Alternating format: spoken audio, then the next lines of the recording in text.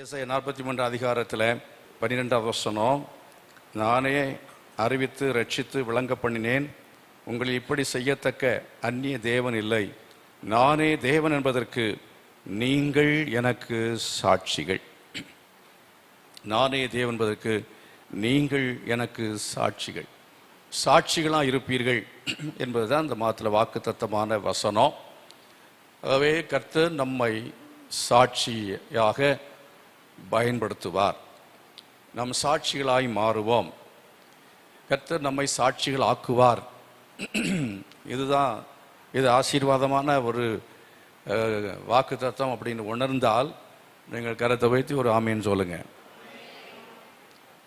ஆண்டவர் நம்மை சாட்சிகளாக ஆக்குவார் என்பதுதான் பெரிய ஒரு ஆசீர்வாதம். இந்த உலகத்தில் கர்த்தர் நம்மை ஆசீர்வதிப்பார், பணம் தருவார் அப்படிங்கிறத விட பணம் அதில் உட்பட்டிருக்கிறது. கர்த்தர் நம்மை சாட்சிகள் ஆக்குவார் என்றால் நம்ம ஆண்டவர் தரித்திரத்திலிருந்து உயர்த்தி, வேலை இல்லாத நிலைமையிலிருந்து உயர்த்தி நம்ம வைக்கும் பொழுது நம்ம சமுதாயத்தை குடும்பத்தின் மத்தியில் நம்ம சாட்சிகளாய் மாறுகிறோம்.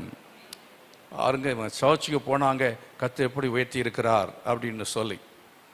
இப்போ என்னுடைய குடும்பத்தில் என்னுடைய தாத்தா, அம்மாவுடைய தகப்பனார், அவருக்கு பேர் மோசஸ் டீக்கனார். சிஎஸ்ஐ திருச்சபையில் டீக்கனாராக இருந்தவர். கடமலை குன்று அப்படிங்கிற ஊரில் பூரண பெந்தேகோஸ்தே சபையினுடைய தலைமையாக அங்கே தான் இருக்கிறது. அங்கே இருந்தான சர்ச்சில் அப்போ எல்எம்எஸ் லண்டன் மிஷனாக இருந்துச்சு. அவர் அங்கே டீக்கனாராக இருந்தார். நிறைய சொத்துக்கள்லாம் அவருக்கு முன்னாலேருந்தே சம்பாதிக்கப்பட்ட பூர்வீக சொத்துக்கள் இருந்தது. அப்போ அவருடைய சரித்திரத்தை நான் கேட்கும்போது அவங்களுடைய அப்பா யார் அப்படிங்கிறத விசாரிக்கும் பொழுது அவங்க அப்பா பேர் தாவீதுன்னு சொன்னாங்க. சமீபத்தில் தான் போய் நான் விசாரித்தேன். எங்கள் அப்பா பேர் தாவீது. அப்போ அவரும் தென்னிந்திய திருச்சபையை சார்ந்தவர் தான். அதே போல் நான் விசாரிக்காமலேயே என்னுடைய மாமாவுடைய ஒரு மகன், கடைசி மாமா, அவருடைய மகன், அம்மாவுடைய தம்பியுடைய மகன், இன்னும் 2வது மாமாவுடைய மகன், 2 பேரும் நான் கேட்டதுக்காக முயற்சி செய்து அந்த வம்ச வரிசையில் அடுத்த தலைமுறை கண்டுபிடித்து கொடுத்தார்கள். அப்போ அவங்க அப்பா பேர், தாவீதுக்கு அப்பா பேர் என்னன்னா ஆபிரகாம். எனக்கு ரொம்ப சந்தோஷமாக இருந்துச்சு. 3 தலைமுறை, அதுக்கு முந்தி உள்ள பேர் தெரியல. ஆகவே பல தலைமுறையாக கிறிஸ்தவங்களாக இருக்கிறது ஒரு பெரிய சந்தோஷம். கரங்களை வைத்து கர்த்தரை மகிமைப்படுத்துவோம். அப்படி ஆபிரகாம் வரிசையில் வரும் பொழுது ஆபிரகாமை போல என்ன செய்யணும்? தாவீது இருக்கணும். தாவீதை போல் என்ன இருக்கணும்? மோசே இருக்கணும். மோசையை போல் அவங்க பிள்ளைங்களும் இருக்கணும். ஆனால் அந்த நிலைமையில் விசுவாசத்துக்குள்ளே நாம் இருக்க அறியாத காலங்களில் கர்த்தர் அறியாதவர் போல இருப்பார். ஆனால் சத்தியத்தை அறிந்த பிற்பாடு நாம் அது கீழ்ப்படியாமல் இருக்கக்கூடாது. என்னுடைய அந்த தாயாருடைய தகப்பனார் அவர் சத்தியத்தை அறிந்தவர் அல்ல, டீக்கனார் தான். ஆனால் ரட்சிக்கப்படலை. அவர் ரட்சிப்பு இல்லை. அவர் ஒரு சன்மார்க்கன் அப்படின்னு கூட சொல்ல முடியாது, ஒரு மனுஷன், அவ்வளோதான். அவங்க பிள்ளைகள், நிறைய பிள்ளைங்களெல்லாம் கல்யாணம் பண்ணி கொடுக்கறதுலையும் அவர் கடினமாக உழைத்தார். நல்ல குடும்பத்தை நடத்தினார். நல்ல குடும்பத்தை நடத்த ஒரு தகப்பனார். நல்ல தாத்தா அப்படின்னா எங்களெல்லாம் அப்படி எடுத்து மடியில் வச்சு கொஞ்சம் முத்தம் கொடுத்தார் அப்படின்லாம் சொல்லி எங்களை பார்த்தா விரட்டுவார், துரத்துவார், ஓடிப்போங்கடான்வார். அந்த மாதிரி தாத்தா அன்பெல்லாம் நாங்கள் பெறவே இல்லை. அப்படிப்பட்ட ஒருவரை தான் நான் பார்த்தேன். ஆனால் ஆண்டவருடைய கிருபை, தேவனுடைய கிருபை யாருக்கு கிடைத்தது? ஆபிரகாமுக்கு கிடைத்தது, தாவீது கிடைத்தது, மோசை கிடைத்தது. அந்த மோசையுடைய சகோதரி என்ன செய்தார் என்று சொன்னால், வீட்டில் உட்கார்ந்து ஜெபம் பண்ணுவாங்க. அவங்க பெந்தேகோஸ்தே அனுபவத்துக்கு வந்தாங்க. அவங்க ரட்சிக்கப்பட்டாங்க. அவங்களுடைய சகோதரின மூத்த, அவங்களோட பெரியவங்க, அவங்க ஜெபம் பண்ணுவார்கள். வீட்டில் நல்லா ஜெபம் பண்ணுவாங்க, அந்நிய பாஷை பேசுவாங்க, ஸ்தோத்திரம் பண்ணுவாங்க, காலையில் ஜெபம் பண்ணுவாங்க. அவ்விதமாக பெந்தேகோஸ்தே அனுபவத்துக்குள் இருந்தார்கள். அவங்களுடைய மகன் ஒரு நாளில் இறந்து போனார். அவருடைய மகன் ஒரு நாளில் இறந்து போனார். இறந்தபோது அந்த விதமான ஒரு அனுபவத்தில் தான் அவர்கள் வந்தார்கள் நினைக்கிறேன். கிறிஸ்துவுக்குள்ள வந்திருப்பான்னு நினைக்கிறேன். அவர் வியாதிப்பட்டிருந்தார், மரித்து போனார். மரித்து போன போது அவரை கடைசியில் என்னென்னா அவங்க அடக்கம் பண்ணுறதுக்கு முன்பதாக ஆட்கள்லாம் வந்து கொண்டிருக்கிறார்கள். அப்போ ஒரு சபை மக்கள் அவங்க சகோதரிமார்கள், அங்கே பாஸ்டர்ஸ் வந்திருப்பாங்கன்னு நினைக்கிறேன். அங்கே அவர்கள் துக்கம் விசாரிக்க வந்தோம். அங்கே ஜெபம் பண்ணி இருக்கிறாங்க. இவ்வளோ சுருக்கமாக தான் தெரியும், எப்படி நடந்து தெரியும். ஜெபம் பண்ணியிருக்கிறாங்க, அவர் உயிரோடு எழும்பிட்டார். கர்த்தருக்கு ஸ்தோத்திரம். Praise the lord. ஹல்லேலூயா. நான் அவரை பார்த்துருக்கேன், ரொம்ப காலம் அவர் உயிரோடு இருந்தார். அவர் இப்போ இருக்கிறதுக்கு வாய்ப்பில்லை நினைக்கிறேன்.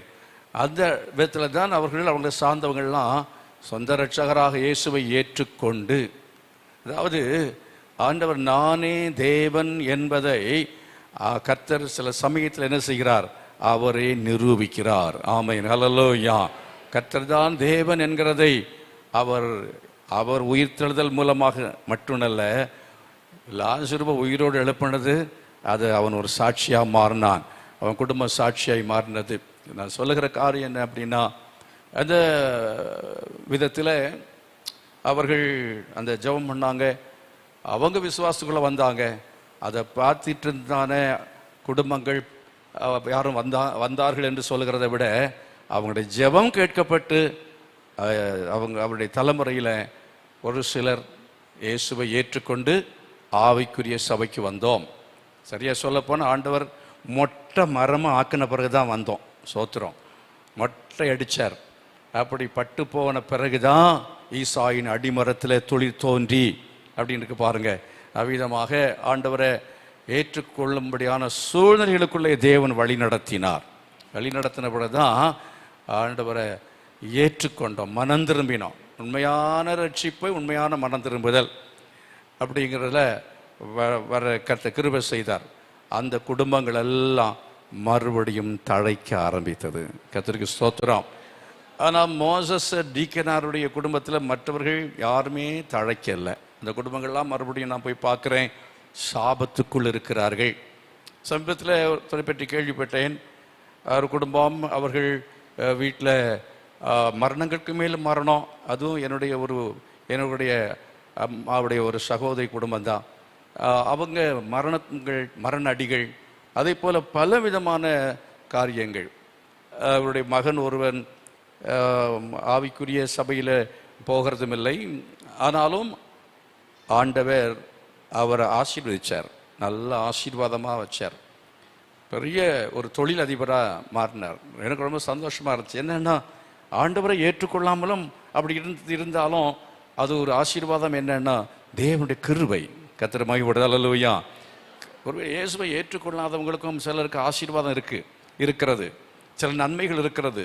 விபத்து வரல, வியாதி வரல, உயிரோடு வச்சிருக்கார் அப்படின்னா அதை கிருபை. கரங்களை வைத்து கர்த்தர் மகிமைப்படுத்துவோமா?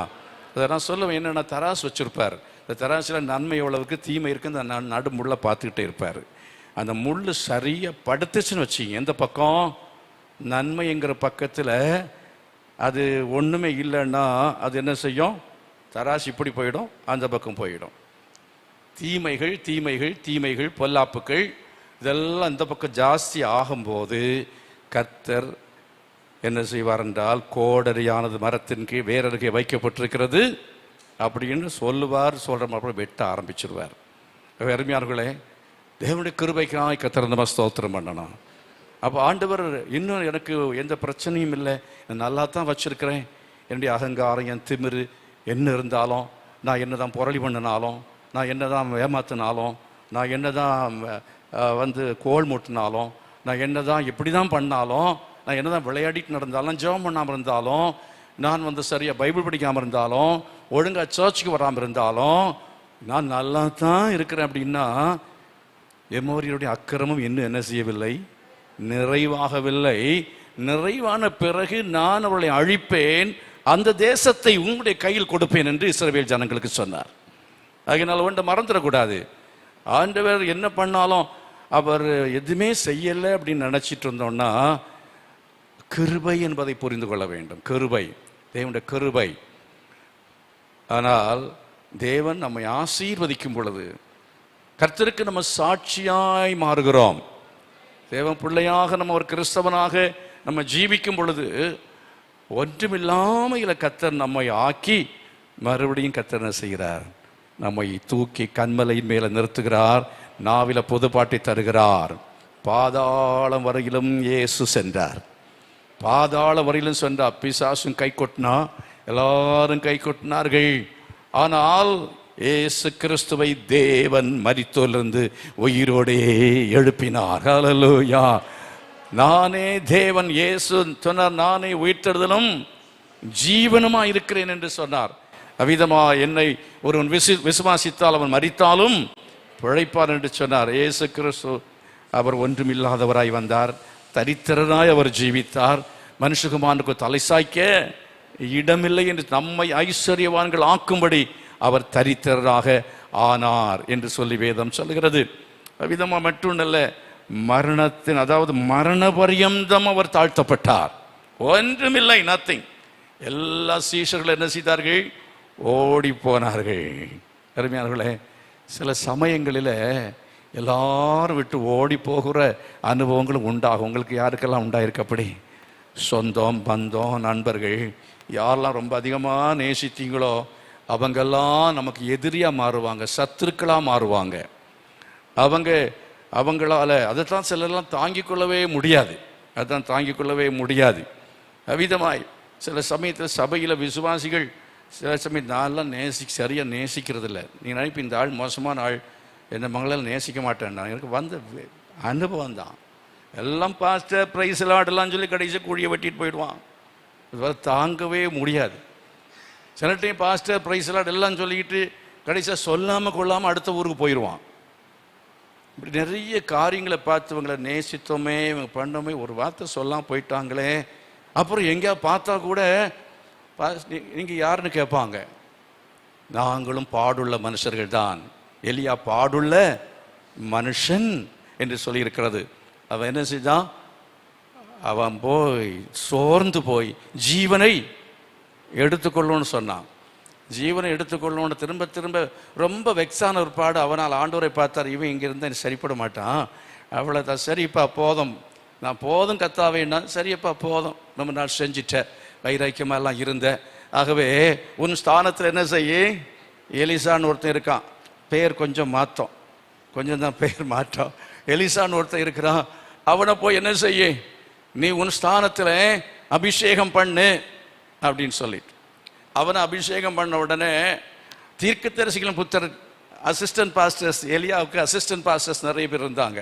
அதில் சீனியர்களாக இருந்தாங்க. ஆண்டவர் அவங்களை யாரையுமே காட்டல. அவங்க யாரையுமே காட்டாம எங்கேயோ 7 ஏரை பூட்டி மாட்டை வச்சு ஓட்டிட்டு இருந்தான ஒருத்தன். இங்கே ஒன்றும் பைபிள் ஸ்கூலுக்கு படிக்கலை, ஒன்றுமே இல்லை. அவனை போய் அபிஷேகம் பண்ணுன்னு சொன்னார். அபிஷேகம் பண்ணால் அவன் இவரை பின்பற்ற ஆரம்பித்த உடனே இங்கே தீர்க்கதரிசியின் புத்தர் எத்தனை பேர் தெரியாது, ஒரு பெரும் கூட்டம் அங்கே இருக்கிறது. அவங்களுக்கெல்லாம் ரொம்ப கடுப்பாயிடுச்சு, கடுப்பு. இப்போ அவங்களுக்கு தெரியுது என்ன செய்யறாங்கன்னா, அவங்களுக்கு வெளிப்பாடு. தீர்க்கதரிசியின் புத்தர் இல்லையா, எலியாவுடைய தீர்க்கதரிசி புத்தர், எலிசாவுக்கு இல்லாத வெளிப்பாடு அவங்களுக்கு இருக்கிறது. உங்களுக்கு தெரியுமா ஒரு விஷயம், இன்றைக்கு உம்முடைய எஜமானை அப்படிதானே போட்டிருக்கு, எலிசாவிடத்தை வந்து, இன்றைக்கு கர்த்தர் உனக்கு தலைமையாயிருக்கிற உன் எஜமானை விட்டு. புரிஞ்சுதா புரியலையா? இவங்களுக்கும் எஜமான் தான், இவங்களுக்கும் தலைமை தான். அப்போ ஒரு கான்ஃப்ளிக்ட் அங்கே. உனக்கு தலைமையா இருக்கிற உன் எஜமானை விட்டு தேவன் இன்றைக்கு என்ன செய்வார், அவரை எடுத்துக்கொள்ள போகிறார், உனக்கு தெரியுமா அப்படின்னு கேட்கும்பொழுது எலிசா சொன்ன, சொல்லுங்க, என்ன சொல்லுங்க, என்ன பிரச்சனை உட்காந்து கேட்டானா? கேட்கல. கேட்டானா? கேட்கல. அவன் என்ன செஞ்சான்? எனக்கு தெரியும், சும்மா இருங்கள். இவன் சொல்லும் போதெல்லாம் சொல்லுவீங்க, நான் சொல்ல தெரியாது, அவ்வளோதான். பிரசங்கத்தை கேட்கும்போது நான் இனிப்பாக கேட்பாங்க, எல்லாம் கேட்பாங்க, எல்லாம் நடக்கும், வசனம் வாசிப்பாங்க, அல்லேலூயா போடுவாங்க, எல்லாம் நடக்கும். ஆனால் சொல்ல தெரியாது. யாராவது வந்து எதையாவது சொன்னாங்கன்னா என்ன செய்யணும்? எனக்கு தெரியும், சும்மா இருங்கள்னு சொல்லணும். எனக்கு தெரியும், சும்மா இருங்கள் அப்படின்னு சொல்ல தெரிய வேண்டும். உங்ககிட்ட வருவாங்க சில ஆட்கள், குறை சொல்லிக்கிட்டே இருப்பார்.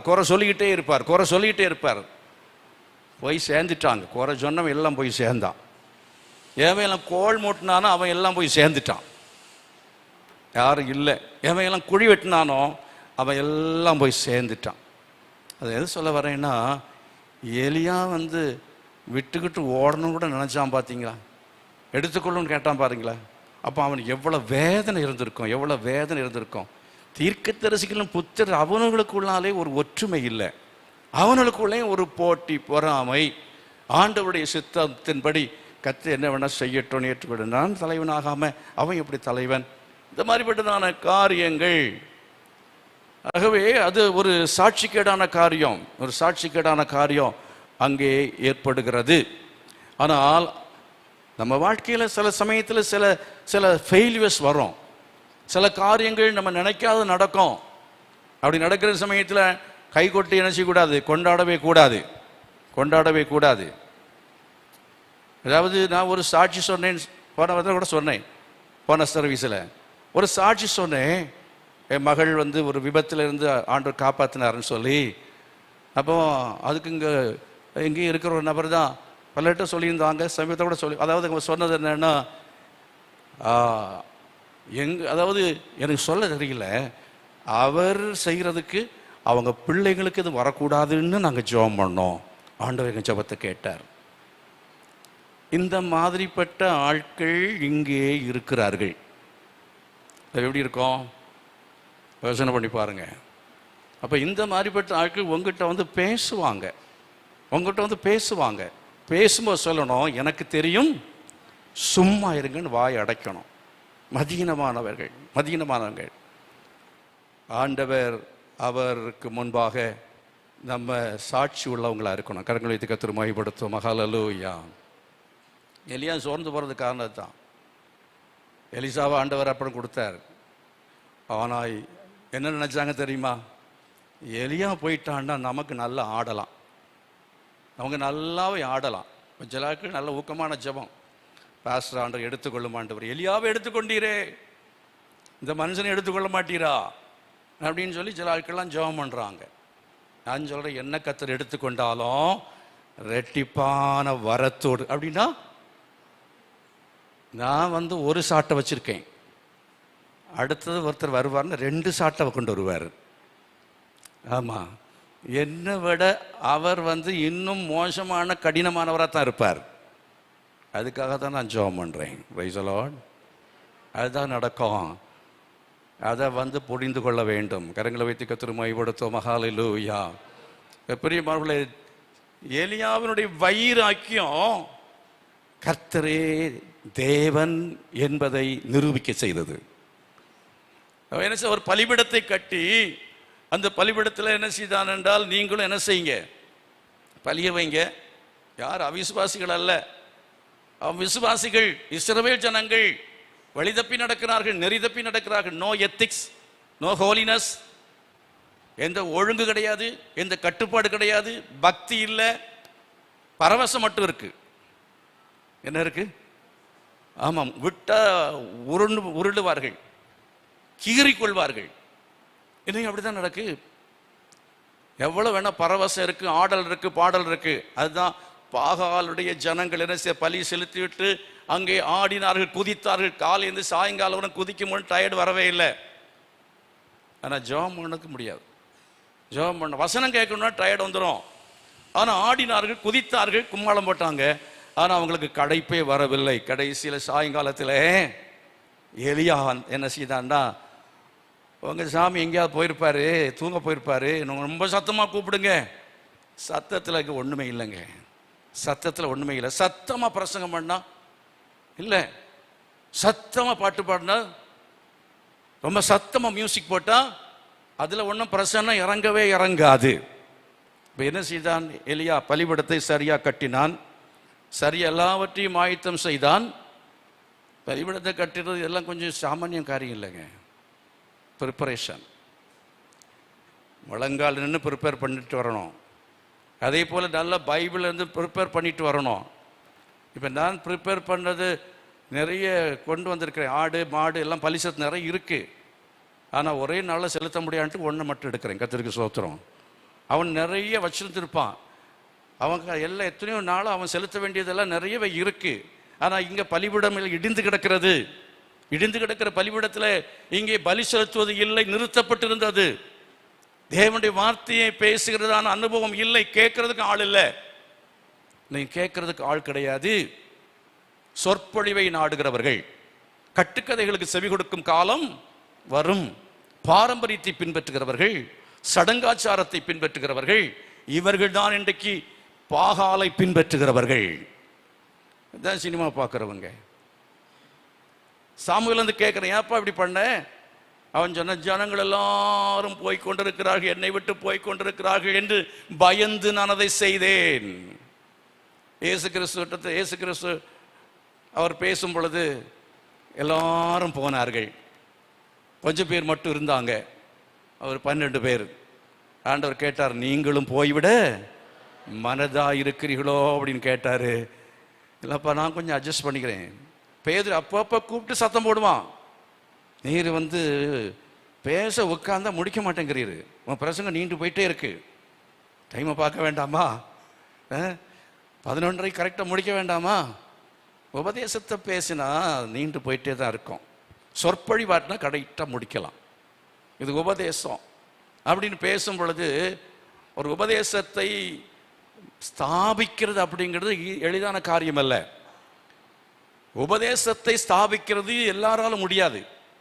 அனுபவம் உள்ளவர்கள் தான், அதை கற்று தேர்ந்தவர்கள் தான் உபதேசத்தை ஸ்தாபிக்க முடியும். சபையில் உபதேசத்தை ஸ்தாபிக்கணும்னு சொன்னா அது எளிதான காரியம் அல்ல. அந்த விதத்தில் எல்லாரும் போனாங்க, போயிடுவாங்க பயந்துட்டு. அந்த சவுல் என்ன செய்தான்? அவன் செய்யக்கூடாததை செய்தான். அவன் பலி செலுத்தக்கூடாது, அதை அவன் செய்தான். ஜனங்களை பிரியப்படுத்த பிரமாணத்தை விட்டான், வளைந்து கொடுத்தான், மக்களுக்காக வளைந்து கொடுத்தான், மக்களை பிரியப்படுத்த. இப்படி கல்யாணம் பண்ணாதான் இருப்பாங்க, அப்படி பண்ணாதான் இருப்பாங்க அப்படின்னு சொன்னால் வளைந்து கொடுப்பது. சபைக்கு ஒரு ஒழுங்கு உண்டு, சபைக்கு ஒரு பிரமாணம் உண்டு, வேதத்துக்கு ஒரு ஒழுங்கு உண்டு, வேதத்துக்கு ஒரு பிரமாணம் உண்டு. அந்த அடிப்படையில் செய்யும் பொழுது சிலருக்கு கஷ்டமாக தான் இருக்கும். எனக்கு கார் இருக்கலாம், என்ன பங்களாவில் கூட இருப்பேன், எல்லாம் இருக்கும், ஆனால் கிருபை மட்டும் எனக்கு இருக்காது. கர்த்தர் என்னோடு கூட இருக்க மாட்டா. நான் சொன்ன பாருங்க, ஆபிரகாம் அபிமெலேக்கு எடுத்து அங்கே வந்து ஒரு ஃபெயிலியர், ஒரு பிரச்சனை அவங்க வாழ்க்கையில் அந்த இடத்துல வந்தது. இவனை அவங்க புரிந்து கொள்ளவில்லை, ஆபிரகாமை அபிமெலேக்கு புரிந்து கொள்ளவில்லை.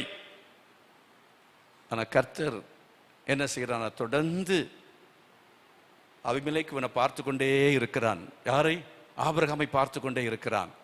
ஆபிரகாம் பார்த்து கொண்டே இருக்கும் பொழுது ஆபிரகாமை பற்றி இந்த அபிமெலேக்கு ஒரு நாள் சொல்லுகிறான், என்னவென்றால், கர்த்தர் உன்னோடு கூட இருக்கிறார். ஹல்லேலூயா. அவன் ஆசீர்வதிக்கப்பட்டான், அவனுக்கு பிள்ளை பிறந்தது. நான் நினைக்கிறேன், பிள்ளைக்கு விருந்து பண்ணும்போது அபிமெலேக்கையும் கூப்பிட்டிருக்க வேண்டும், ராஜாவை கூப்பிட்டிருக்க வேண்டும். ஆகவே உன்னோடு கர்த்தர் இருக்கிறார் என்கிறதை கண்டேன். உனக்கு பிள்ளை பிறக்காதுன்னு டாக்டர் சொல்லி பிள்ளை பிறந்ததுன்னா உன் குடும்பத்தில் இருக்கிறவங்க எல்லாம் சொல்லுவாங்க, நீ போகிற சர்ச்சு அது வந்து ஆவிக்குரிய சபை, அதுக்கு நாங்களும் வர்றோம், உங்கள் தெய்வத்தை நாங்களும் கும்பிடுறோம் அப்படின்னு சொல்லுவாங்க. கரங்களை வைத்துக்க திருமயப்படுதமாலோயா. இப்படிப்பட்ட சாட்சிகளாய் நாம் மாற வேண்டும். கர்த்தர் உங்களையும் என்னையும் அப்படி சாட்சிகளாய் மாற்ற வேண்டும் என்று எத்தனை பேர் விரும்புகிறீர்கள்? நம் நிமித்தமாக அபிமெலேக்குகள் ராஜாக்கள் சபைக்கு வரணும். நம் நிமித்தமாக ராஜாக்கள் என்ன செய்ய வேண்டும்? கர்த்தரே தேவன் என்பதை அறிந்து கொள்ள வேண்டியது அவசியமாக இருக்கிறது. Praise the lord. ஹல்லேலூயா. அதனால தேவ கிருபை தாங்க, தேவ கிருபை நம்முடைய சாட்சி விளங்க வேண்டாம். கர்த்தர் நம்மோடு கூட இருப்பார் என்றால் அதுதான் பெரிய சாட்சி, பெரிய சாட்சி. ஆகவே சீக்கிரமா ஒரு சில காரியங்களை நான் பேச விரும்புகிறேன். நீங்க வாசிக்கலாம், 2 கொரிந்தியர் 2ஆம் அதிகாரம் 14வது வசனம். 2 Corinthians chapter 2 verse 14. தேவன் நம்மை கொண்டு நம்முடைய நற்கந்தம் கிறிஸ்துவின் எல்லா இடங்களிலும் பரவுகிறது என்கிற அடிப்படையிலே கிறிஸ்துவுக்குள் எப்பொழுதும் எங்களை வெற்றி சிறக்க பண்ணி எல்லா இடங்களிலேயும் எங்களை கொண்டு அவரை அறிகிற அறிவின் வாசனையை வெளிப்படுத்துகிற தேவனுக்கு ஸ்தோத்திரம். ஆகவே தேவன், அதாவது இன்னொரு இடத்துல கிறிஸ்துவுக்கு நாங்கள் நற்கந்தமாக இருக்கிறோம் என்று இன்னொரு இடத்துல அந்த ஒரு வசனம் வரும். கிறிஸ்துவுக்கு நாங்கள் எப்படி இருக்கிறோம்? நற்கந்தமாக இருக்கிறோம். ரட்சிக்கப்படுவர்களுக்குள்ளேயும் கெட்டுப்பவர்களுக்குள்ளேயும் நாங்கள் தேவனுக்கு கிறிஸ்துவின் நற்கந்தமாக இருக்கிறோம். கைவிதி சொல்ல, ஆண்டவரே நாங்கள் நற்கந்தமாக இருக்கணும். ஹல்லேலூயா. கிறிஸ்துவை பற்றிய வாசனை வீசணும். நம்ம பக்கத்தில் போனாலே என்ன ஸ்மெல் வரணும்? சாத்தானுடைய ஸ்மெல்ல, பிசாசுடைய ஸ்மெல்ல, பிசாசுடைய கிரியைகள் அல்ல வெளிப்பட வேண்டியது, தெய்வீக கிரியைகள். தெய்வீக வாசனை நம்மிலே வெளிப்படும் பொழுதுதான் அது சாட்சியாக இருக்கும். கர்த்தரை மகிமைப்படுத்துமா. ஆண்டவரே, நான் நற்கந்தமாக இருக்கணும், நான் நற்கந்தமாக இருக்கணும். கிறிஸ்தவம் நற்கந்தமாக இருக்கா? ஆகவே ஆண்டவர் கிருபையினால ஆண்டவர் என்ன செய்கிறார்? காத்து வந்திருக்கிறார். ஆமென். அவர் என்ன செய்கிறார்? எவனுடைய பாவங்கள் மூடப்பட்டதோ அவன் பாக்கியவான். ஆண்டவர் என்ன தாவீதுடைய பாவத்தை மூடல்ல, வெளிப்படுத்தினார்.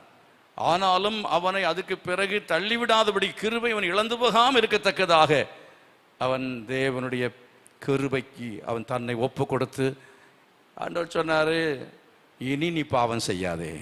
விபச்சாரத்தில் கையும் மெய்யுமாய் பிடிக்கப்பட்ட அந்த ஸ்திரியை பார்த்து ஆண்டவர் சொன்னார், இனி நீ பாவம் செய்யாதே. கல்லறிய வந்தவங்கெல்லாம் கல்லெடுத்து நின்னாங்க. உங்களில் பாவம் இல்லாதவன், தப்பு பண்ணாதவங்க ஒருத்தருமே இல்லை, எல்லாரும் நீங்கள்லாம் தப்பு பண்ணுற என்ன தவிர அப்படின்னு ஆண்டவர் அவரை பற்றி சொல்கிறார். ஆகவே நீங்கள் அப்படி நியாயம் தீர்க்கணும்னா உங்களை பாவம் இல்லாதவன் கல்லறிய கடவன். அப்புறம் சிறிய பார்த்து சொன்னார், என்ன இனி என்ன செய்யாதே, பாவம் செய்யாதே என்று சொல்லி அனுப்பினார். ஆகையினால் நம்ம வாழ்க்கையில் நம்ம கிறிஸ்தவம், தேவ சபை, கிறிஸ்தவ குடும்பங்கள், பாஸ்டர்ஸ் என்கிற நிலைமையில் ஆண்டவர் ஏதோ நம்ம அப்படியே கிருபையில் மூடி மறைச்சிருக்கிறாரே, அதை எடுத்துட்டாருன்னா போச்சு, நாரி போயிடுவோம். ஆண்டோட கேட்கணும், ஆண்டவரே நம்முடைய கிருபையில். 91ஆம் சங்கீதத்தில் 1ஆம் வசனம் படித்து பாருங்கள். உன்னதமானவரின் மறைவில் இருக்கிறவன், தீங்கு நாளில் அவர் தம்முடைய கூடாரத்தில் என்னை மறைத்து அவர் ஒளித்து கண்மலையின் மேல உயர்த்துவார். இவ்வளவு நாள் அப்படி தான் பண்ணியிருக்கிறார். அவர் மறைவில் நம்ம மறைத்து வைத்திருக்கிறார். அவர் அடைக்கலத்துக்குள் நாம் இருக்கிறோம், அவர் கோட்டைக்குள் நாம் இருக்கிறோம். சத்துரு கையில் நம்ம ஒப்பு கொடுக்காததுனால நமக்கு துணிச்சல் வந்து விடக்கூடாது. சிலுவையின் மறைவிலே மறைந்து கொள்ள, ஆண்டவரே நான் பெரிய ஆள் ஒன்றும் இல்லைப்பா, நான் திமிரு காட்டுறதுக்கு, நான் பெருமை பாராட்டுறதுக்கு, மேன்மை பாராட்டுறதுக்கு உங்கள் கிருபை அப்படின்னு சொல்லி தேவ சமூகத்திலே நாம் என்ன செய்யணும்? மறைந்து கொள்ள வேண்டியது அவசியமாக இருக்கிறது. கதங்களை வைத்து கேளுங்க, ஆண்டவரே நான் மறையணும்ப்பா, நான் மறையணும், ஒளிந்து கொள்ளணும்ப்பா. சத்துரு இல்லைன்னா பிடித்து கொண்டு போய்விடுவான். நான் மறைந்து இருக்கும்படி உதவி செய்யுங்க, கிருபைதாருன்னு சொல்லி கேட்போம். கர்த்தர் உதவி செய்வான். பிரியமானவர்களே, இந்த நற்கந்தமாக இவைகளிலெல்லாம் விளங்க வேண்டும் அப்படின்னு பார்க்கும் பொழுது நம்பர் 1, முதலாவது பக்தியில், உபதேசத்தில் வைராக்கியமுள்ள எலியா மூலமாக, அதாவது வாசனை வீசியது. என்ன வாசனை? கர்த்தர் தான் தேவன், நானே தேவன் அப்படிங்கிறத கர்த்தர் எலியா தீர்க்கதரிசியின் மூலமாக அந்த ஜனங்கள் மத்தியிலே அவள் எல்லாரும் பலியை கொண்டு செலுத்தினார்கள். அங்கே கள்ள தீர்க்கதரிசிகளும் இருந்தார்கள். இவன் வைராக்கியமாக இருந்தான். வைராக்கியமாக இருக்கிற இவன் பலிபீடத்தை கட்டி எல்லாம் தன்னை ஆயத்தப்படுத்தி அங்கே வந்து அவன் பலி செலுத்தின பொழுது அவங்ககிட்ட சொன்னான், நீங்கள் என்ன செய்யுங்க, உங்கள் சாமி கூப்பிடுங்க, உங்களுக்கு யாரை கூப்பிட்டு நீங்கள் கன்வென்ஷன் நடத்துங்க அப்படின்னு சொல்லி புகழ்பெற்ற பெரிய பெரிய ஆட்கள்லாம் கூப்பிட்டாங்க, நடத்தினாங்க. இங்கிலீஷில் பேசினார் ஒருத்தர் ஹிந்தியில் பேசினார். அப்படி எல்லாம் பெரிய கூட்டம், பெரிய பாட்டெல்லாம் நடந்தது, ஆட்டம் நடந்தது, மியூசிக்கெல்லாம் எல்லாம் ஏகப்பட்ட மியூசிக் எல்லாம் போட்டு நல்லா வரிசையாக நடத்துனாங்க. காலேஜ் சாயங்காலம் வரை நடந்துச்சு. ஆனால் இவனுக்கு மியூசிக் இல்லை, ஒன்றுமில்லை, இவன் தான் பாஸ்டர்.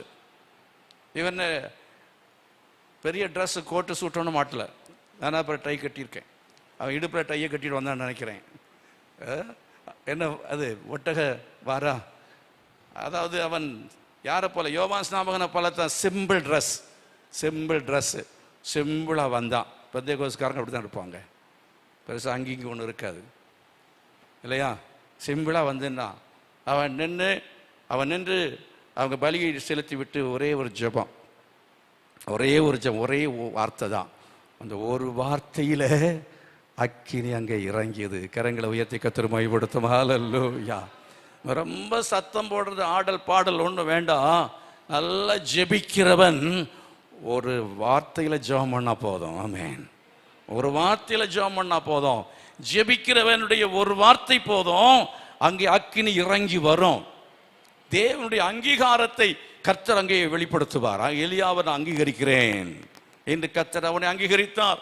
பாகாலின் ஜனங்கள், பாகாலுடைய தீர்க்கதரிசிகளை கர்த்தர் அங்கீகரிக்கவில்லை. அக்கினி அதைத்தான் வெளிப்படுத்துகிறது. ஆகவே உங்களை என்னையும் கர்த்தர் அங்கீகரிக்கிறது என்பது அந்த சாட்சி.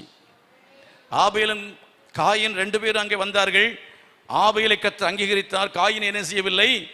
அங்கீகரிக்கவில்லை. எத்தனை பேர் கவனிக்கிறீங்க? எத்தனை பேர் கவனிக்கிறீங்க? நான் ரொம்ப கடினமாக ஒன்றும் பேசலை. அப்போ இந்த வாரம் கூட அன்னைக்கு நான் பேசினேன் இல்லையா, அந்த ஜெப முகாமில் போட்டு கேட்கும்போது ரொம்ப சிம்பிளாக தான் பேசியிருக்கிறேன். என்னுடைய பிரசங்கம் ரொம்ப சிம்பிளாக தான் இருக்குது. இதையே புரிந்து கொள்ளாமல் இருக்கிறீங்கன்னா நீங்கள் என்ன பரலோகத்துக்கு போக முடியாது. கர்த்தருக்கு ஸ்தோத்திரம். நல்ல கரங்களா சேர்த்து கர்த்தரை மகிமைப்படுத்துங்க. நல்ல கர்த்தரை ஸ்தோத்திரம் பண்ணுங்க. ஆண்டவர் உம்முடைய அங்கீகாரம் எனக்கு வேணும்ப்பா. என் ஊழியத்தில் உம்முடைய அங்கீகாரம் வேணும்ப்பா. என் குடும்பத்தில் உம்முடைய அங்கீகாரம் வேணும் ஆண்டவரே. என் கல்யாணத்தில் உம்முடைய அங்கீகாரம் வேணும். மேளம் தாளம் எல்லாம் இருக்கட்டும், ஆண்டவர் இறங்கி வரவில்லை, அங்கீகரிக்கவில்லை என்றால் என்ன நடக்கும்? தலைமுறை வாழாது, தலைமுறை ஆசீர்வதிக்கப்படாது. ஆபிரகாமையும் அவன் சந்ததியும் கர்த்தர் ஆசீர்வதித்ததுக்கு காரணம் என்னன்னா, கர்த்தர் சொல்றாரு அபிமெலேக்கு கிட்ட, எப்பா நீ என்ன நினைச்ச அவனை பத்தி? அவன் ரொம்ப சிம்பிளா இருக்க நினைச்சியா? அவன் ஒரு தீர்க்கதரிசி. அவன் ஒரு தீர்க்கதரிசி. கர்த்தர் சாட்சி கொடுத்தார். மனுஷருடைய மத்தியிலே கர்த்தர் அவர் சாட்சி கொடுப்பதற்கு அவர் வல்லமுள்ள தேவனாக இருக்கிறார். கரங்களை வைத்து கர்த்தர் மகிமைப்படுத்துமா? அல்லேலூயா. ஆண்டவர் அவர் சாட்சி கொடுத்த அந்த சாட்சி நமக்கு போதும். கர்த்தர் நம்ம குறித்து சாட்சி கொடுக்கணும். கை கொடுத்து வச்சு, ஆண்டவரே மனுஷருக்கு முன்பாக நீர் எங்களை சாட்சி, எனக்கு குறித்து சாட்சி கொடுப்பீராக. எங்களை ஆண்டவரே நீர் எங்களுக்கு கொடுக்கிற சாட்சி போதும். ஹல்லேலூயா. பக்தி வைராக்கியம், உபதேசத்தில் பக்தி வைராக்கியம், பக்தியில் வைராக்கியம். ஆலயத்துக்கு நான் சரியான டைமுக்கு போவேன் அப்படிங்கிற பக்தி வைராக்கியம், ஜெபங்களுக்கு நான் கடந்து செல்வேன் என்கிற பக்தி வைராக்கியம் நமக்குள்ள இருக்கும் என்றால் கர்த்தர் நிச்சயமாகவே அவர் சாட்சி விளங்க பண்ணுவார். ஹல்லேலூயா. அவர் ஜீவனுள்ள தேவன் என்பதை நம்மை கொண்டு உலகத்துக்கு அவர் நிரூபிப்பதற்கு அவர் ஆயத்தமா இருக்கிறார். தேவை நமக்கு வைராக்கியம். என் சீட்டையும் கிழிச்சாங்க, அவ்வளோதான், சோத்திரம். ஆனால் கர்த்தருடைய கிருபை என்னை விட்டு போகவே இல்லை. கரங்களை வைத்து கர்த்தர் மகிமைப்படுத்துமா? பெரிய ஊழியத்தின் பாதையில் எத்தனையோ இடங்களிலே நான் அந்த பக்தி வைராக்கியத்தை பாராட்டி இருக்கிறேன். அதனுடைய ஒரு அதுக்காக என்ன தெரியல. ஆண்டவர் என்னை அவர் கைவிடவே இல்லை. தேவன் என்னை உயர்த்தி வைத்திருக்கிறார். கர்த்தருக்கு ஸ்தோத்திரம். நான் விசுவாசிக்கிறேன், இன்னும் என்னை கைவிட மாட்டார். முதிர் வயதிலும் என்னை கைவிடாமலும் தள்ளிவிடாமலும் என்று தாவீது ஜெபித்தானே, அதே போல கர்த்தர் என்னை முதிர் வயதிலும் கைவிடாமல் அவர் வழிநடத்துவார். நான் விசுவாசிக்கிறேன். ஆமென். உங்களை எப்படி கைவிட மாட்டா விசுவாசிக்கிறார்கள்? கரங்களை கொட்டி கர்த்தரை மகிமைப்படுத்துங்கள். ஹல்லேலூயா.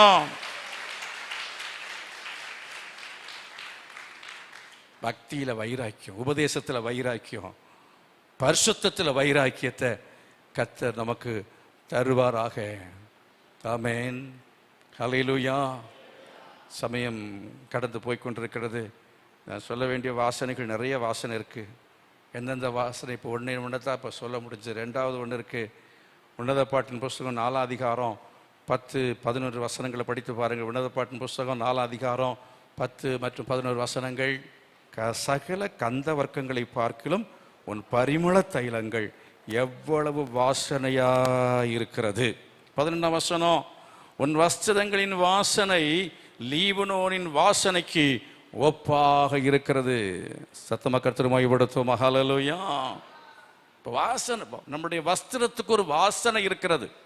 வஸ்திரத்துக்கு ஒரு வாசனை இருக்கிறது. ஏசாவுடைய வஸ்திரங்களை போட்டுக்கொண்டு யாக்கோபு ஈசாக்கிடத்தில் வருகிறான். ஈசாக்கிடத்திலே எதற்காக? ஆசீர்வாதம் வாங்கும்படியாய் வருகிறான். அப்படி வருகிறதான சமயத்தில் அங்கே வாசனை யாருடைய வாசனை? ஏசாவுடைய வாசனை. ஏசாவுடைய ட்ரெஸ்ஸில் அவன் போட்டிருந்த பரிமளம், அவனுக்கு ஒரு பரிமளம் உண்டு, ஒவ்வொருத்தருக்கும் ஒரு பரிமளம் வயல்வெளியை போல இருக்குதுன்னு சொன்னாங்க. கர்த்தருக்கு ஸ்தோத்திரம். வயலிலிருந்து வந்தவனுக்குள்ள ஒரு வாசனை. இவன் வயலிருந்து வரல, எங்கிருந்து வந்தான்? இவன் கிச்சன்லேருந்து வந்தான். சமையல் அறையிலேருந்து வந்தால் சமையல் அறையிலேருந்து ஒரு வாசனை வரும். இவன் அம்மாவையே சுற்றி சுற்றி நின்றுட்டு வந்தான். ஆனால் அந்த வாசனை இல்லாமல் ஆக்குறதுக்கு ஏசாவுடைய வஸ்திரத்தை எடுத்து போட்டுக்கொண்டு மூடிக்கொண்டு வந்தான். உன்னுடைய கெட்ட வாசனையை மறைக்கிறதுக்கு யாரோ ஒரு சாட்சியே நீ என்ன செய்கிறாய்? நீ பேசலாம், யாரோ போலவோ நீ இமிட்டேட் பண்ணலாம், நீ என்ன செய்யலாம்? நீ அவிதமாக உன்னை நடிக்கலாம். நடிச்சா ஈசாக்கு அப்பாவை ஏமாத்திடலாம். ஆனால் ஆண்டவரை ஏமாற்றவே முடியாது, அவரை ஏமாற்றவே முடியாது. அவருக்கு உன் வாசனை தெரியும். இது உன் வாசனையா அவன் வாசனையான்னு தெரியும். நான் ஆராதனை நடத்தும் பொழுது பிரபலமாக நடத்த ஒருத்தர் போல இங்கே என்ன செய்யலாம்? நடிக்கலாம். ஆனால் அந்த பார்த்தோன்னே உங்களுக்கு அது வாசனையாக தெரியும், ஆனால் அவருக்கு தெரியும் இது மாய்மாலம்னு தெரியும். நீங்கள் நல்லா கையை வைத்து நீங்கள் ஆராதனை பண்ணுறது போல பண்ணலாம், ஆனால் அது கர்த்தருக்கு தெரியும் அது என்னது போலித்தனம் என்பது நன்றாகவே தெரியும். கர்த்தருக்கும் போதாக நீங்கள் போலியானவர்களா இல்லையா என்பதை நீங்கள் உங்கள் சாட்சி உங்களுடைய கிரியைகளினாலே நிரூபிக்க வேண்டியது அவசியமாக இருக்கிறது. கிரியையினால் நிரூபிக்கணும். எல்லாரும் உட்கார்ந்து இருக்கிறாங்க. இயேசு கிறிஸ்து உள்ளாலே அவர் வரும்போது கால் கழுவ தண்ணி கொடுக்கலைங்க, முத்தமிடவில்லை. யூத மறுமையின்படி ஹக் பண்ணி என்ன செய்வாங்க? வரவேற்பார்கள். அது ஒன்றும் அவருக்கு கிடைக்கவில்லை. ஒரு பாவியான ஸ்திரீ வந்து அவருடைய பாதத்தை நரைத்தாள், கண்ணீரால் நனைத்தாள். வெள்ளைக்கல் பரணியை கொண்டு வந்து அவள் சிரசின் மேல் ஊற்றினாள். அந்த வீடு முழுவதும் என்ன செய்தது? நற்கந்தம் வீசிய வாசனை வீசியது. எல்லாரும் சொன்னாங்க, இவ பாவியான ஸ்திரீ, அவ தொடுறா, பக்கத்துல வர்றா, நமக்கு தெரியல அவ பாவியான ஸ்திரீன்னு சொல்லி. நம்ம பாவியாக இருந்தாலும் ஆண்டவர் நம்முடைய பாவத்தை எல்லாம் மன்னித்து விட்டார் என்றால் திரும்ப நம்முடைய பாவத்தை அவர் பார்க்கவே மாட்டார். ஆனா மற்றவன் பார்த்துட்டு தான் இருப்பான், மற்றவங்க பார்த்துட்டு தான் இருப்பாங்க. ஆனா கர்த்தர் அதையெல்லாம் மறந்து விடுவார். உங்களுடைய நற்கிரியை அவருக்கு முன்பதாக வாசனையாக இருக்கும். இவளிடம் நற்கிரியை செய்திருக்கிறாள், இவளை விட்டுவிடுங்கள் என்று சொன்னார். ஆகவே ஆண்டவருக்கு நம்ம செய்கிற நற்கிரியைகள் என்பதுதான் அவருக்கு முன்பாக வாசனை வீசுகிறதா இருக்கிறது. நம்ம கர்த்தருக்கு செய்கிற பணிவிடைகள், மனுஷருக்கு செய்கிற பணிவிடைகள், தகப்பனுக்கு ருசியான உணவை கொண்டு வந்து உண்மையா கொடுக்கணும், அவிதமாய் கொடுக்கிறதான காரியங்கள் எல்லாமே அதுதான் கர்த்தருக்கு முன்பதாக வாசனையாக இருக்கும். கர்த்தர் சாட்சி கொடுப்பார். கரங்களை வைத்து ஆண்டவர் மகிமைப்படுத்துமா. மூன்றாவது உன்னத பாட்டு புத்தகம் 7ஆம் அதிகாரம் 13ஆம் வசனம். உன்னத பாட்டு 7 Songs of Solomon chapter 7 verse 13. உன்னத பாட்டு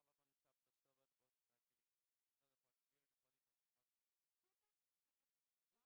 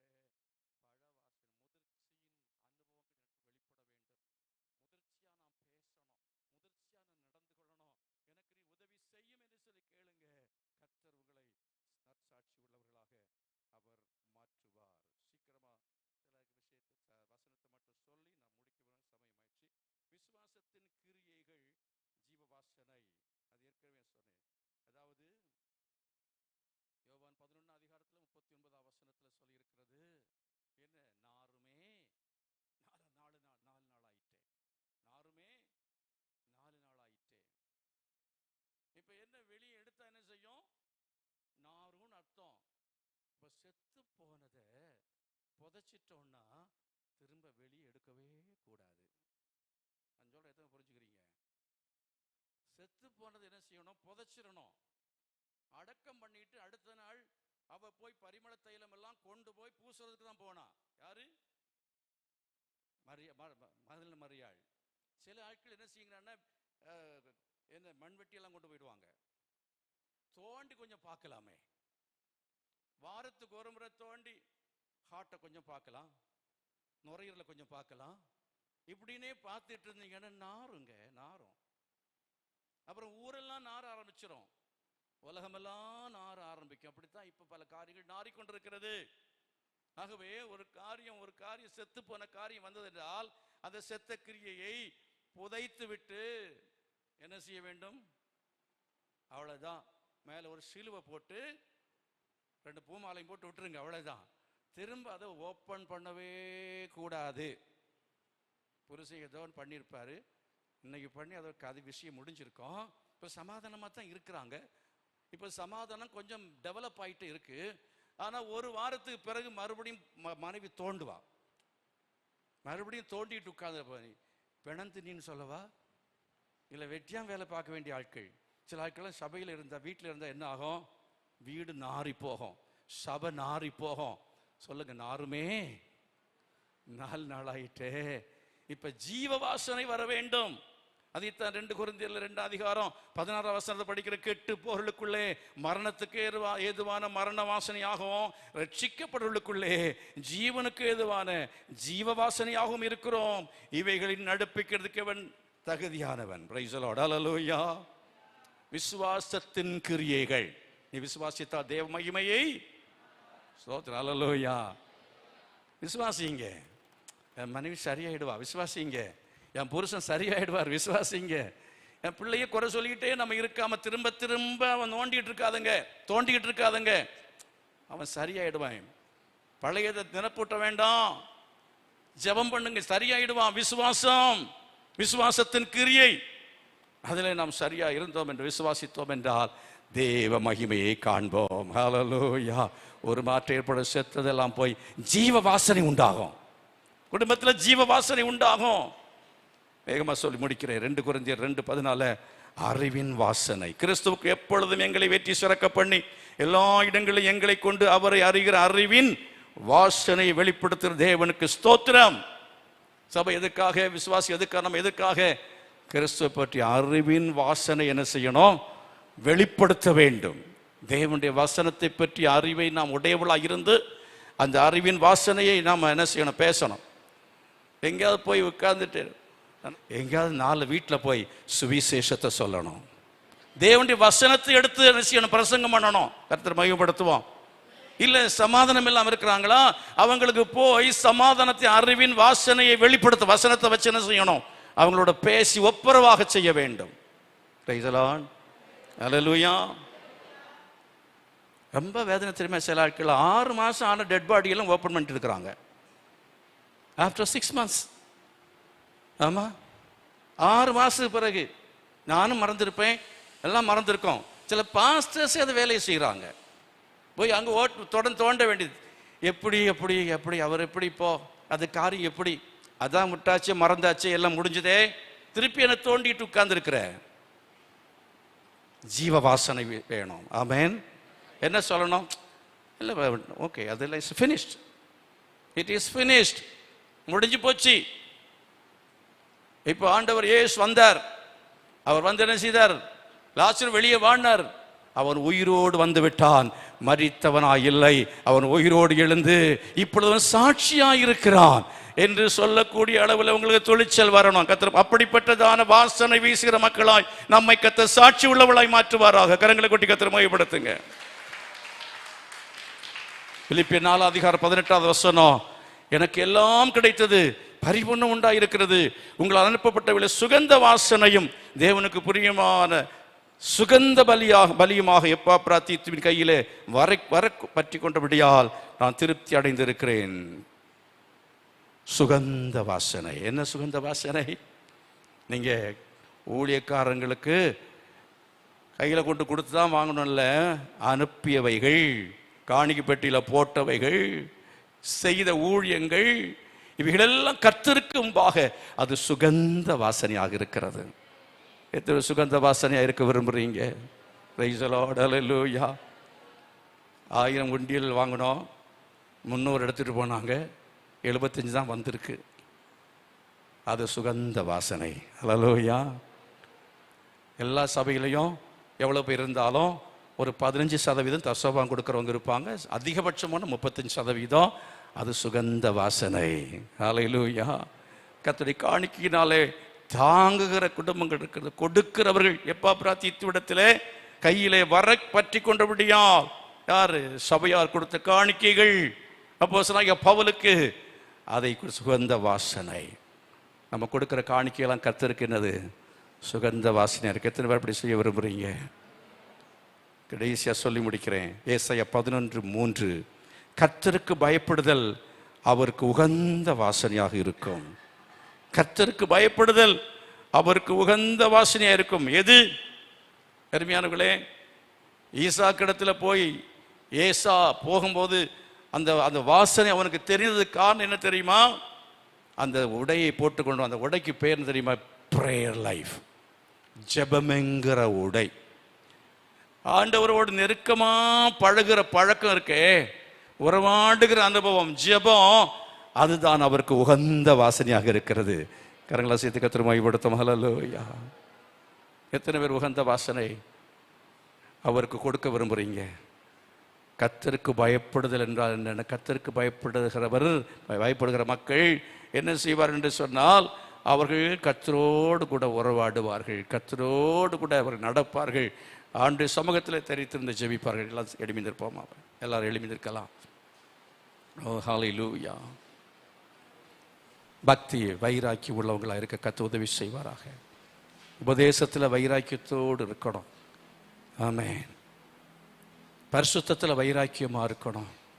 அப்போதான் எலியாவை கொண்டு கர்த்தர் ஜீவனுள்ள தேவன் என்பதற்கு அவனை சாட்சியாக எடுத்து பயன்படுத்தினது போல கர்த்தர் உங்களை எடுத்து பயன்படுத்துவதற்கு அவர் ஆவலாக இருக்கிறார். தேவ கரங்களை வைத்து கேளுங்க. ஆண்டவரே, பக்தியில் வைராக்கியமாக இருக்கணும் அப்பா, உபதேசத்தில் வைராக்கியமாக இருக்கணும் ஆண்டவரே, பரிசுத்தத்தில் வைராக்கியமாக இருக்கணும். அப்பொழுது நானே கர்த்தர் என்பதை தேவன் அவர் நிரூபிக்க முடியும். நானே தேவன் என்பதற்கு நீங்கள் எனக்கு சாட்சிகள். அவர் உங்களோடு கூட இருப்பார். ஆமென், ஹல்லேலூயா. தண்ணீர்களை கடக்கும்போது நான் உன்னோடு கூட இருப்பேன். நீ ஆறுகளை கடக்கும்போது அவைகள் உண்மையில் புரளுவதில்லை. நீ அக்கினியில் நடக்கும்போது வேகாதிருப்பாய். அக்கினி ஜுவாலை உன் பேரில் பற்றாது. நீ என் பார்வைக்கு அருமையானபடியால் கனம் பெற்றாய். நானும் உன்னை சிநேகித்தேன், ஆதலால் உனக்கு பதிலாக மனுஷர்களையும் உன் ஜீவனுக்கு ஈடாக ஜனங்களையும் கொடுப்பேன். பயப்படாதே, நான் உன்னோட இருக்கிறேன். நான் உன் சந்ததியை கிழக்கிலிருந்து வரப்பண்ணி உன்னை மேற்கிலிருந்தும் கூட்டி சேர்ப்பேன். நான் வடக்கை நோக்கி கொடு என்றும் தெற்கை நோக்கி வைத்திராதே என்று சொல்லி தூரத்தில் உன் குமாரையும் பூமியின் கடையாந்தத்தின் குமாரையும் குமார்த்திகளையும் நான் என் மகிமைக்கு என்று சிருஷ்டித்து உருவாக்கி படைத்து என் நாமம் தரிக்கப்பட்டு யாவரையும் கொண்டு வா என்பேன். கரங்களை கொட்டி கர்த்தரை மகிமைப்படுத்து. ஹல்லேலூயா, ஹல்லேலூயா. நீ செட்டையின் மறைவிலே உம்முடைய பிள்ளைகளை நீர் மறைத்துக் கொள்ளும். அதே போல கர்த்தாவே, இந்த நேரத்திலேயோ வியாதிகள் பலவீனத்தோடு வந்து ஒவ்வொருவருக்காக ஜெபிக்கிறேன். வியாதிகள் நீங்கட்டும், பலவீனங்கள் நீங்கட்டும், கஷ்டங்கள் மறையட்டும், துன்பங்கள் துயரங்கள் எல்லாவற்றும் ஜனங்களை விடுவிக்கும்படியாய் ஜெபிக்கிறேன். கர்த்தர் தாமே ஒவ்வொருவரை சுகப்படுத்துவீராக. ஆவியிலும் ஆத்துமாவிலும் சரீரத்தில் விடுதலை கொடுக்கும்படியாய் ஜெபிக்கிறேன். ஆசீர்வதிங்கப்பா, ஆசீர்வதிங்க. இதே போல கர்த்தாவே, இந்த நேரத்திலையும் கொடுத்த காணிக்கைகளை நீர் ஏற்றுக்கொண்டு அங்கீகரித்ததற்கான பலனை, பிரதிபலனை நீர் பல மடங்காய் திருப்பி கொடுக்கும்படியாய் ஜெபிக்கிறேன். கர்த்தர் செய்வீராக. வசனங்களை கேட்டுதான் தியானித்தான் எங்கள் வாழ்க்கையில் ஆண்டவரே, கர்த்தாவே, துர்வாசனைகள் உண்டு, அது எல்லாம் நீங்கி நற்கந்தமாய் அப்போஸ்தலனாகிய பவுல் சொல்லுகிறது போல நாங்கள் மாற எங்களுக்கு அருள் புரிய வேண்டும் என்று ஜெபிக்கிறோம். நாங்கள் இருக்கிற ஏரியாவிலே, பட்டணத்திலே எங்களை, எங்கள் சபையை நற்கந்தமாய் மாற்றுவீராக. இந்த வார்த்தையை சுமந்து கொண்டு ஒருவர் செல்ல உதவி செய்யும். மறந்து போகாமல் சிந்தித்து நாங்கள் ஒவ்வொருவரும் கர்த்தர் வாசனை வீச கிருபை செய்யும். துதி கன மகிமை உமக்கு செலுத்துகிறோம் இயேசுவின் நாமத்தில் பிதாவே. நம்முடைய கர்த்தராகிய இருக்கிற இயேசு கிறிஸ்துவின் கிருபையும் பிதாவாகிய தேவனுடைய அன்பும் பரிசுத்த ஆவியானவருடைய அந்யோன்ய ஐக்கியமும் சமாதானம் பாதுகாவலும் நம் அனைவரோடும் சகல பரிசுத்தவான்களோடு கூட இன்றும் இன்றைக்கு நிலைத்திருப்பதாக. God bless you.